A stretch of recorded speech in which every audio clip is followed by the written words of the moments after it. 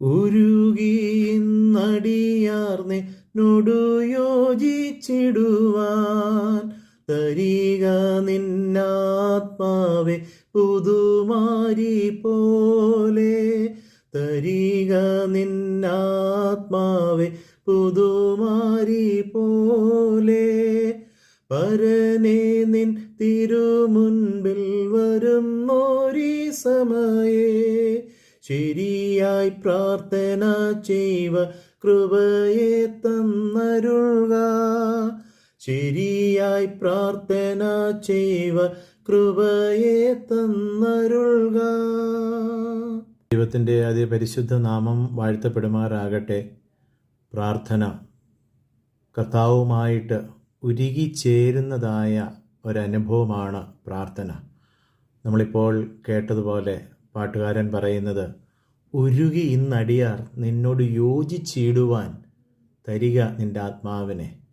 ഈ പ്രാർത്ഥന, പ്രിയമുള്ളവരെ, യഥാർത്ഥത്തിൽ പ്രാർത്ഥന എന്ന് പറയുന്നത് നമ്മൾ ദൈവത്തോട് ലയിച്ച് ചേരുകയാണ്. ഉരുകിച്ചേർന്നടിയാർ, ആ ദൈവത്തിൻ്റെ സന്നിധി, ദൈവത്തോട് നമ്മൾ അനുരൂപപ്പെട്ട് ആ ദൈവീകമായ ഭാവത്തിലേക്ക് നമ്മളെ ഒന്നിപ്പിക്കുന്നതായ ഒരനുഭവമായിട്ടാണ് പ്രാർത്ഥന. നമ്മൾ പലപ്പോഴും ആ പ്രാർത്ഥനയുടെ മഹത്വത്തെ തിരിച്ചറിയാതെ നമ്മൾ വളരെ വേഗത്തിൽ പ്രാർത്ഥന എന്നൊക്കെ നമ്മൾ പറഞ്ഞു പോകും. നമ്മുടെ ഉള്ളിൻ്റെ ഉള്ളിൽ എവിടുന്നൊക്കെയോ കയറിയിട്ടുള്ളതായ ഒരു ചിന്ത, അപേക്ഷകളാണ് പ്രാർത്ഥന എന്ന് വെച്ച് കഴിഞ്ഞാൽ ഞാൻ കുറേ അപേക്ഷകൾ ദൈവസന്നിധിയിൽ ഇറക്കി വയ്ക്കുന്നതാണ് പ്രാർത്ഥന. എന്നാൽ കർത്താവായ യേശുക്രിസ്തുവിൻ്റെ ജീവിതവും ഏറ്റവും കൂടുതൽ വേദപുസ്തകത്തിൽ കാണുന്നതായ സങ്കീർത്തനങ്ങളിലെ ദാവീദിൻ്റെ പ്രാർത്ഥനകളുമൊക്കെ ഒന്ന് ശ്രദ്ധിച്ചാൽ സത്യത്തിൽ ആ പ്രാർത്ഥനകളെല്ലാം എന്തായിരുന്നു? ദൈവത്തോട് ഉരുകിച്ചേർന്ന് ജീവിതത്തിൻ്റെ എല്ലാം അനുഭവം. നമ്മൾ പ്രാർത്ഥനയിൽ നമ്മൾ പറയാറായിട്ടുണ്ട്, കൂടുതൽ പ്രാർത്ഥിക്കുമ്പോൾ കൂടുതൽ ശക്തിയുണ്ട് എന്ന്. More prayer more power. എങ്ങനെയാണത് സംഭവിക്കുന്നത്? ആ കൂടുതൽ നമ്മൾ പ്രാർത്ഥിക്കുമ്പോൾ നമ്മുടെ ബലഹീനതയെ നമ്മൾ പ്രാർത്ഥിക്കുമ്പോൾ നമ്മൾ ദൈവവുമായിട്ട് ഇഴുകിച്ചേരുകയാണ്. ദാവീദിൻ്റെ പ്രാർത്ഥനകളിലൊക്കെ നമ്മൾ കാണുന്നത് അതാണ്. ദൈവമേ, എന്നോട് കരുണയുണ്ടാകണമേ. ആ പ്രാർത്ഥനയിൽ തന്നെ തന്നെ സമർപ്പിക്കുകയാണ്, തന്നെ തന്നെ തകർക്കുകയാണ്. ഇനി അനേക പ്രാർത്ഥനകൾ നമ്മൾ നോക്കിക്കാട്ടെ. ഹന്നയുടെ പ്രാർത്ഥന നമ്മളേറ്റവും പറയാറായിട്ടുള്ളൊരു പ്രാർത്ഥനയാണല്ലോ ഹന്നയുടെ പ്രാർത്ഥന.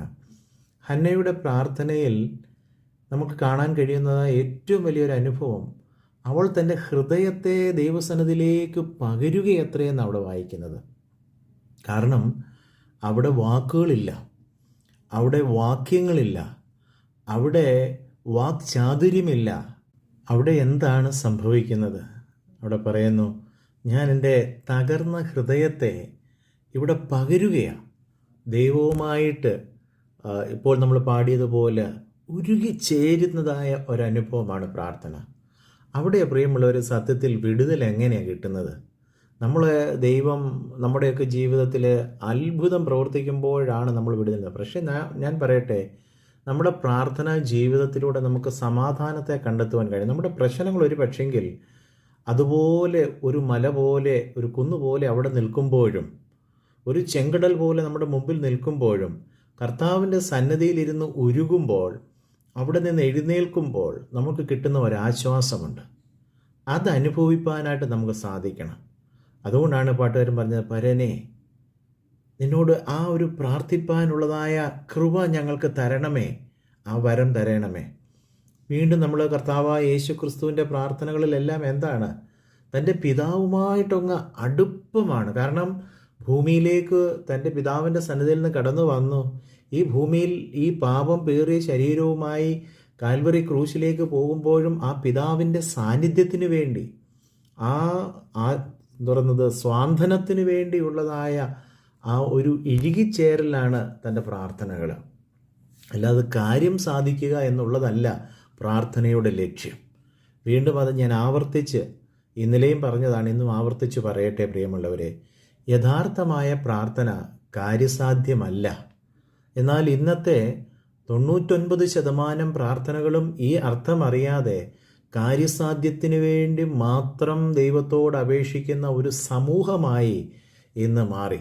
അതുകൊണ്ടാണ് മനുഷ്യ ദൈവങ്ങൾ എന്നൊത്തിരിയായി തീർന്നു.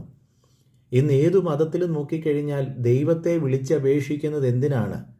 കാര്യം സാധിക്കുവാൻ, പ്രശ്നങ്ങൾ മാറുവാൻ, പ്രശ്നങ്ങൾക്ക് പരിഹാരമുണ്ടാകണം. ഇതൊക്കെയാണ് ഇന്ന് മതങ്ങളെല്ലാം പഠിപ്പിക്കുന്നത്. ഇന്ന് തീർത്ഥാടനങ്ങൾ എന്തിനാണ്? അല്ലെങ്കിൽ മല കയറുന്നത് എന്തിനാണ്? മറ്റുള്ളതായ പുണ്യസ്ഥലങ്ങൾ സന്ദർശിക്കുന്നത് എന്തിനാണ്? അല്ലെങ്കിൽ നേർച്ച കാഴ്ചകൾ അർപ്പിക്കുന്നത് എന്തിനാ? എനിക്ക് മുക്തി വേണം, വിടുതൽ വേണം, ആശ്വാസം വേണം, സൗഖ്യം വേണം, സമ്പത്ത് വേണം. ഇങ്ങനെ ഈ ഭൂമിയിലെ കുറേ നന്മ ലഭിക്കുവാൻ വേണ്ടിയിട്ട് ദൈവത്തെ നമ്മൾ എപ്പോഴും ഇങ്ങനെ അപേക്ഷകൾ മാത്രം കൊടുത്തുകൊണ്ടിരിക്കുന്നതായ ഒരു കാര്യമാണ് പ്രാർത്ഥന എന്ന് പലർക്കും. എന്നാൽ യഥാർത്ഥ പ്രാർത്ഥന, ദൈവവചനം പഠിക്കുമ്പോൾ എന്നെ ഒത്തിരി ചിന്തിപ്പിച്ചത് ഈ ഭാഗങ്ങളാണ്. പ്രാർത്ഥന ദൈവവുമായിട്ടുള്ള അഭേദ്യ ബന്ധമാണ്. വീണ്ടും ഞാൻ പറയുള്ളവരെ, കർത്താവ് ശിഷ്യന്മാരോട് പറയുമ്പോൾ നിങ്ങൾ ഇവണ്ണം പ്രാർത്ഥിപ്പീനെന്ന് പറയുമ്പോൾ അവിടെയും അതുതന്നെയല്ലേ നമ്മൾ കഴിഞ്ഞ ദിവസം ചിന്തിച്ചതുപോലെ ഒന്ന് ഈ ബന്ധത്തെ ദൃഢപ്പെടുത്തുകയാണ്. സ്വർഗസ്ഥനായ ഞങ്ങളുടെ പിതാവേ. അപ്പോഴാ ബന്ധത്തിനാണ് അവിടെ പ്രാധാന്യം. ആദ്യം നമ്മൾ ആ ബന്ധത്തെ ദൃഢപ്പെടുത്തി മുന്നോട്ട് പോകുക, കർത്താവുമായിട്ട് ഇഴുകിച്ചേരുക. രണ്ടാമതായിട്ട് പറയുന്നത് എന്താ? സ്വർഗസ്ഥനായ ഞങ്ങളുടെ പിതാവേ, നിൻ്റെ നാമം വിശുദ്ധീകരിക്കപ്പെടണമേ. അതിൻ്റെ അർത്ഥം എന്താ പ്രിയമുള്ളവരെ? കർത്താവേ, ഞാൻ നിൻ്റെ മകനാ, നീ എൻ്റെ അപ്പനാ. നിൻ്റെ നാമം എൻ്റെ ജീവിതത്തിലൂടെ ഉയർത്തപ്പെടണം, മലിനപ്പെടരുത്, വിശുദ്ധീകരിക്കപ്പെടണമേ എന്ന് പറയുമ്പോൾ എൻ്റെ പ്രവൃത്തി കൊണ്ടോ, എൻ്റെ ചിന്ത കൊണ്ടോ, എൻ്റെ വിചാരങ്ങൾ കൊണ്ടോ, എൻ്റെ ഈ ഭൂമിയിലെ ജീവിതത്തിൻ്റെ ഏതെങ്കിലും മേഖലകൾ കൊണ്ട് നിൻ്റെ നാമം മലിനപ്പെടുന്നതായ ഒന്നും എൻ്റെ ജീവിതത്തിൽ ഉണ്ടാകരുത്. അപ്പോൾ കർത്താവ് അതാണ് ഉദ്ദേശിച്ചത്. നിങ്ങളെ ഈ ഭൂമിയിൽ ഞാൻ ആക്കിയിരിക്കുമ്പോൾ പ്രാർത്ഥനയുടെ രണ്ടാമത്തെ തലം എന്ന് പറയുന്നത് ഈ ബന്ധത്തിന് കളങ്കം സംഭവിക്കുന്നതായ, കോട്ടം സംഭവിക്കുന്നതായ, അശുദ്ധി വരുന്നതായ ഒന്നും നമുക്ക് ചെയ്യാൻ പാടില്ല. അപ്പോൾ നമ്മൾ വിശുദ്ധ ജീവിതം നയിച്ച് നമ്മുടെ പിതാവിൻ്റെ നാമം ദുഷിക്കപ്പെടാതെ മുന്നേറുവാനായിട്ട് സാധിക്കണം എന്നുള്ളതാണ് പ്രാർത്ഥനയുടെ രണ്ടാമത്തെ തലം. ഇന്ന് അങ്ങനെയാണോ പ്രാർത്ഥനകൾ നടക്കുന്നത്? നമ്മൾ ചോദിക്കുന്നതായ ചോദ്യങ്ങളും കർത്താവിനോട് അപേക്ഷിക്കുന്നതിലൊക്കെ ദൈവനാമം മഹത്വത്തിന് വേണ്ടിയിട്ടാണോ? ദൈവനാമം ദുഷിക്കപ്പെടുന്നുണ്ടോ? അവിടെ ദൈവനാമത്തിൻ്റെ വിശുദ്ധി കളങ്കപ്പെടാതെ സൂക്ഷിപ്പാൻ നമുക്ക് നമ്മുടെ ജീവിത ശൈലികളിലൂടെ സാധിക്കുന്നുണ്ടോ? എന്ന് നമ്മളൊക്കെയും ദൈവത്തോട് പ്രാർത്ഥിച്ച് പല നന്മകളും അനുഗ്രഹങ്ങളും ഒക്കെ ദൈവം ആ സമയങ്ങളിൽ നൽകി തരുമ്പോൾ നമ്മുടെ ജീവിതം എങ്ങനെയാണ്? ക്രമപ്പെട്ട ഒരു ജീവിതമാണോ? ദൈവത്തെ മഹത്വപ്പെടുത്തുന്ന ഒരു ജീവിതമാണോ? അതോ ദൈവത്തിൻ്റെ നാമം ദുഷിക്കപ്പെടുവാനും മലിനപ്പെടുത്തുന്നതുമായ ഒരു ജീവിത ശൈലിയാകുന്നുവെങ്കിൽ നമ്മുടെ പ്രാർത്ഥനകൾ അത് ഫലമുള്ളതല്ല പ്രിയമുള്ളവരെ. മൂന്നാമത്തെ തലം എന്ന് പറയുന്നത് നിൻ്റെ രാജ്യം വരേണമേ. അപ്പം കർത്താവ് ശിഷ്യന്മാരോട് പറയുകയാണ്, മൂന്നാമത്തെ നിങ്ങളുടെ പ്രാർത്ഥനയുടെ പൊരുൾ, ഉള്ളടക്കം എന്ന് പറയുന്നത് ദൈവരാജ്യത്തിൻ്റെ വ്യാപ്തിയായിരിക്കണം. അല്ലെങ്കിൽ നിങ്ങൾ ചെയ്യുമ്പോൾ നിങ്ങളുടെ പ്രാർത്ഥനയിൽ മൂന്നാമതായിട്ട് നിങ്ങൾ പ്രയോറിറ്റി കൊടുക്കേണ്ടത്, പ്രാധാന്യം കൊടുക്കേണ്ടത് ദൈവരാജ്യത്തിനായിരിക്കണം. എന്ന് വെച്ചാൽ ഈ ഭൂമിയിലെ, ഈ രാജ്യത്തിലെ, അല്ലെങ്കിൽ ഇന്ന് നമ്മൾ ഈ ഭൂമിയിൽ കാണുന്ന താൽക്കാലികമായ സുഖങ്ങൾക്ക് വേണ്ടിയല്ല നിങ്ങൾ കഷ്ടപ്പെടേണ്ടത്. നിങ്ങൾ എപ്പോഴും ഓർക്കണം, നിൻ്റെ രാജ്യം വരേണമേ എന്ന് വെച്ച് കഴിഞ്ഞാൽ എൻ്റെ ജീവിതം ദൈവരാജ്യത്തിന് കൊള്ളാവുന്നതായിരിക്കണം. ഈ ഭൂമിയിൽ ദൈവരാജ്യത്തെ കെട്ടുപിടിയും ചെയ്യുന്നതായിരിക്കണം. അല്ലെങ്കിൽ ദൈവരാജ്യത്തിൻ്റെ വ്യാപ്തിക്കായിട്ടുള്ളതായ പ്രവൃത്തികളായി തീരണം. അത് നമ്മുടെ ജീവിത ശൈലികളായാലും നമ്മുടെ വാക്കുകളായാലും നമ്മൾ എന്ത് ചെയ്തു കഴിഞ്ഞാലും അത് ദൈവരാജ്യത്തിൻ്റെ ഒരു കെട്ടുപണി, അല്ലെങ്കിൽ ആ രാജ്യം ഇവിടെ വരേണമേ, അതുപോലെ ഒരു അനുഭവത്തിന് വേണ്ടിയിട്ടാണ് നമ്മൾ പ്രാർത്ഥിക്കേണ്ടത്. നമ്മളൊക്കെയും ഈ കർത്താവിൻ്റെ രാജ്യത്തെക്കാട്ടിലുപരിയായിട്ട് ഇന്ന് അനേകർ പ്രാർത്ഥിക്കുന്നത് സ്വന്തം ഒരു രാജ്യം സ്ഥാപിക്കാൻ വേണ്ടിയിട്ടല്ലേ, സ്വാർത്ഥതയുടെ രാജ്യം, അല്ലെങ്കിൽ ഒരു അസൂയയുടെയും മറ്റുള്ളതായ വൈരാഗ്യത്തിൻ്റെ ഒക്കെ ഒരനുഭവത്തിലൂടെയാണ് ഇന്ന് ലോകം കടന്നു പോകുന്നത്. എന്നാൽ സമാധാനത്തിൻ്റെതായ ദൈവീക രാജ്യം, അതിൻ്റെ വ്യാപ്തിയായിരിക്കണം നിങ്ങളുടെ പ്രാർത്ഥനയുടെ മൂന്നാമത്തെ അവസ്ഥയെന്ന് അവിടെ വീണ്ടും നമ്മളെ ഓർമ്മിപ്പിക്കുന്നുണ്ട്. ഞാനിത് പ്രാർത്ഥനയോട് ബന്ധപ്പെട്ട് സ്വർഗസ്ഥനായ പിതാവേ എന്നുള്ളത് പലപ്പോഴും പറഞ്ഞിട്ടുള്ളതാണ്. വെള്ളിയാഴ്ച പ്രാർത്ഥനകളിലൊക്കെ ഞാനത് പറഞ്ഞിട്ടുള്ളതാണ്. എന്നാൽ ഇത് കേൾക്കാത്തവർക്ക് വേണ്ടിയിട്ടാണ് ഞാനിത് പറയുന്നത്. മൂന്നാമതായിട്ട് പറയുന്ന ദൈവീക രാജ്യമായിരിക്കണം നമ്മുടെ ലക്ഷ്യം. അപ്പോൾ ഈ ഭൂമിയെ നമ്മൾ മത്തായിയുടെ സുവിശേഷം 6-ാം അധ്യായമൊക്കെ പഠിക്കുമ്പോൾ അവിടെ കർത്താവ് എന്താ പറയുന്നത്? നിങ്ങൾ ഈ ഭൂമിയിലെ താൽക്കാലിക സുഖത്തിന് വേണ്ടി എന്ത് തിന്നും, എന്ത് കുടിക്കും, എന്ത് ഉടുക്കും എന്നൊക്കെ ഓർത്ത് ഭാരപ്പെട്ട് അതിനുവേണ്ടിയല്ല പ്രാർത്ഥിക്കേണ്ടത്. സ്വർഗസ്ഥനായ ഞങ്ങളുടെ പിതാവിന് ഇതൊക്കെ അറിയാം. അതൊക്കെ സമയാസമയങ്ങൾ ഇപ്പം നമ്മൾ ചോദിച്ചില്ലെങ്കിലും ദൈവം അത് നൽകിത്തരും. പക്ഷേ നമ്മൾ പ്രാർത്ഥനയ്ക്ക് എന്തായിരിക്കണം? പ്രാർത്ഥനയുടെ അതിൻ്റെ ഉള്ളടക്കം എന്തായിരിക്കണം എന്നാണ് പറയുന്നത്? ഈ രാജ്യത്തിന് വേണ്ടി, ആ രാജ്യത്തെ പറ്റിയുള്ളതായ ചിന്ത നമ്മളെ ഭരിക്കണം. യോഹന്നാൻ്റെ സുവിശേഷം 14-ാം അധ്യായത്തിൽ നമ്മൾ വായിക്കുന്നത്, എൻ്റെ പിതാവിൻ്റെ ഭവനത്തിൽ അനേക വാസസ്ഥലങ്ങളുണ്ട്. ആ ദൈവീക രാജ്യത്തെ പറ്റിയുള്ള വിചാരങ്ങൾ നമ്മളെ അനുദിനം ഭരിക്കണമെന്നാണ് കർത്താവ് പഠിപ്പിക്കുന്നത്. നിങ്ങളുടെ പ്രാർത്ഥനയിൽ അതിന് ഇമ്പോർട്ടൻസ് കൊടുക്കണം. ഞാൻ ചോദിക്കട്ടെ പ്രിയമുള്ളവരെ, നമ്മുടെയൊക്കെ പ്രാർത്ഥനയിൽ നമ്മൾ ഓരോ പ്രാർത്ഥനകളും നോക്കിയാൽ മതി. നമ്മൾ പ്രാർത്ഥനാ വിഷയങ്ങളെ പങ്കുവയ്ക്കുമ്പോൾ നമ്മളിൽ എത്ര പേരാണ് ആ സ്വർഗരാജ്യത്തിന് വേണ്ടിയിട്ട് പ്രാർത്ഥിക്കുന്നത്? എനിക്കത് നഷ്ടപ്പെട്ടു പോകരുത്, എനിക്കത് ലഭിക്കണം. സ്വർഗരാജ്യം, ദൈവത്തിൻ്റെ വിശുദ്ധി, മൂന്നാമത് സ്വർഗരാജ്യമായിരിക്കണം നമ്മുടെ പ്രാർത്ഥനയുടെ മൂന്നാമത്തെ ഭാഗം എന്ന് പറയുന്നത്. നാലാമതായിട്ടൊരു കാര്യം കൂടെ പറയാം, ബാക്കി പിന്നീട് നമുക്ക് പഠിക്കാം. നാലാമതായിട്ട് എന്താ പറയുന്നത് അറിയാമോ? നിന്റെ ഇഷ്ടം സ്വർഗത്തിലെ പോലെ ഭൂമിയിലും ആകണമേ.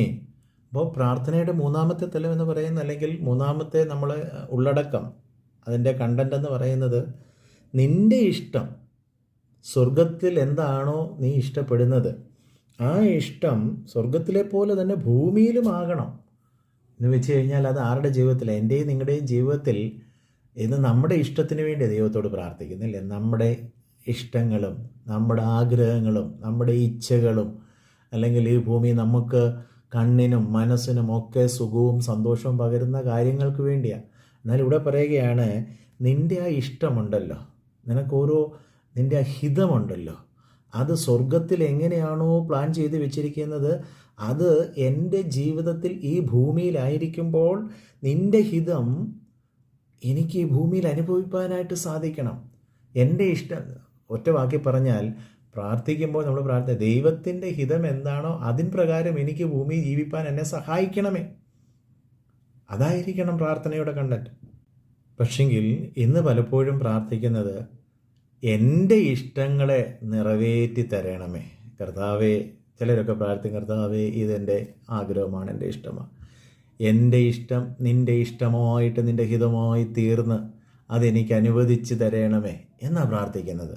അങ്ങനെയല്ല പ്രിയമുള്ളവരെ, നമ്മളെ ദൈവവുമായിട്ട് ഉരുകിച്ചേർന്ന് നമ്മുടെ ജീവിതത്തിൽ പിന്നെ നമുക്ക് നമ്മുടെ ഇഷ്ടങ്ങൾക്കും ഇച്ഛകൾക്കും ഒന്നും വലിയ പ്രാധാന്യമില്ല. നമ്മൾ യോഹന്നാൻ്റെ സുവിശേഷം 15-ാം അധ്യായത്തിൽ വായിച്ചതുപോലെ, എൻ്റെ വചനം നിങ്ങൾ എന്നിലും വസിക്കുമ്പോൾ നിങ്ങൾ ചോദിക്കുന്നതൊക്കെയും. അപ്പോൾ അവിടെ ഇച്ഛകൾക്കും ഇഷ്ടങ്ങൾക്കും ഒക്കെ മാറ്റം വരികയാണ്. അപ്പോൾ ദൈവത്തിൻ്റെ ഹിതം സ്വർഗത്തിലെ പോലെ ഭൂമിയിലും ആകാൻ വേണ്ടിയിട്ട് നിങ്ങൾ പ്രാർത്ഥിക്കണം, അതിനുവേണ്ടി നിങ്ങൾ ആഗ്രഹിക്കണം എന്നുള്ളതാണ് അവിടെ പറയുന്നത്. നമുക്ക് തുറന്നും വരും ദിവസങ്ങൾ പഠിക്കാൻ പ്രിയമുള്ളവരെ, നമുക്ക് ദൈവത്തോട് പ്രാർത്ഥിക്കാം. കരുണയുള്ള കർത്താവേ, സ്വർഗീയ പിതാവേ, ഞങ്ങൾ പ്രാർത്ഥനയുടെ വ്യത്യസ്തമായ തലങ്ങൾ ഞങ്ങൾ പഠിച്ചുകൊണ്ടിരിക്കുമ്പോൾ കർത്താവേ, ഞങ്ങളുടെ ഓരോരുത്തരുടെയും പ്രാർത്ഥനാ ജീവിതം ദൈവത്തോട് ഉരുകിച്ചേർന്ന് ദൈവത്തോട് ഏകീഭവിക്കുന്നതായ ഒരനുഭവമാക്കി തീർക്കണമേ. കാര്യസാധ്യത്തിന് വേണ്ടി ജൽപ്പനങ്ങളും ആവശ്യങ്ങൾക്ക് വേണ്ടിയുള്ള അപേക്ഷകളും മാത്രമായി ഒതുങ്ങാതെ കർത്താവെ, അവിടുന്ന് പ്രാർത്ഥിപ്പാൻ പഠിപ്പിച്ചതുപോലെ അവിടുത്തെ നാമത്തെ മഹത്വപ്പെടുത്തുന്നതായ അവിടുത്തെ വിശുദ്ധിക്ക് കർത്താവെ അനുയോജ്യമായൊരു ജീവിതം നയിപ്പാനായിട്ട് അവിടുത്തെ രാജ്യത്തിന് വേണ്ടിയുള്ള കാത്തിരിപ്പും അതിനുവേണ്ടിയുള്ളതായ ഒരുക്കവും അതിൻ്റെ വ്യാപ്തിക്ക് വേണ്ടിയും കർത്താവെ, അവിടുത്തെ ഹിതത്തെ തിരിച്ചറിയുവാനും അതിനെ അംഗീകരിച്ചുകൊണ്ട് ആ ഹിതത്തിന് വേണ്ടി ജീവിപ്പാനും ഞങ്ങളെ ഇടയാക്കണം. യേശുവിൻ നാമത്തിൽ തന്നെ പിതാവേ, ആമേൻ.